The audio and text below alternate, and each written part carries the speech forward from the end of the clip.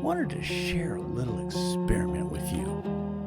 Gemini has just added something called Storybook Mode, and though I'm not exactly a child storyteller, I wrote an idea a long time ago in reverence to my mother, who was often thought of as the crazy cat lady.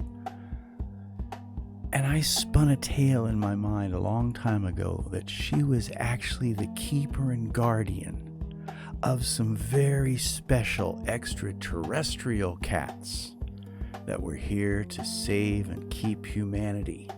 Well, that being a little more Stephen King-y the way I wrote it, I asked Gemini if it would help me recraft my original tale, short story, into this kids book or storybook. And I wanted to share it with you.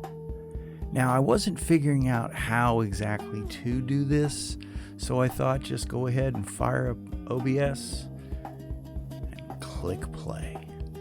So here you go. Hope you enjoy. The Keeper of the Star Cats.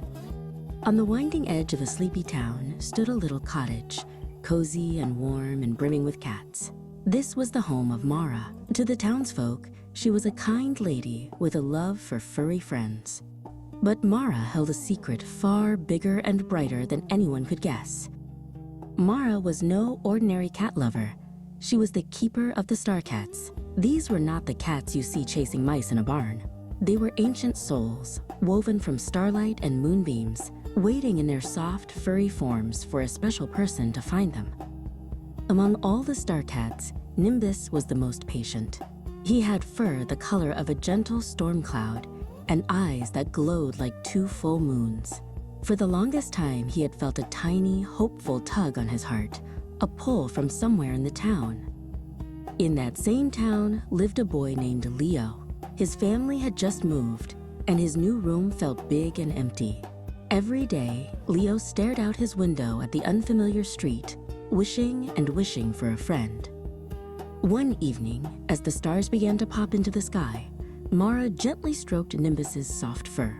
"I think it's time, little one," she whispered. "Someone out there needs a star cat." Nimbus felt the tug on his heart grow stronger, and he let out a purr that rumbled like distant, happy thunder. The next afternoon, Leo walked home from school feeling lonelier than ever. He took a new street, one he'd never been down before, and found himself standing before a curious little cottage where cats napped on every sunny patch of the porch. Just as he was about to walk away, the cottage door creaked open, and Mara appeared, her eyes twinkling. "Hello there," she said with a warm smile. "It seems someone has been waiting for you." A fluffy gray cat with moon-bright eyes padded out from behind Mara. It was Nimbus. He walked straight to Leo and rubbed against his legs, purring his thunderous purr. Leo felt a sudden warmth spread through his chest. Can he be my friend?" Leo asked, his voice full of hope. Mara's smile widened. "He already is," she said with a knowing wink. "A star cat always knows exactly where it belongs." From that day forward, Leo and Nimbus were never apart.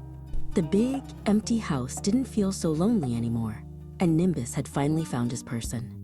And in her cozy cottage on the edge of town, Mara smiled, knowing another star cat had found his way home.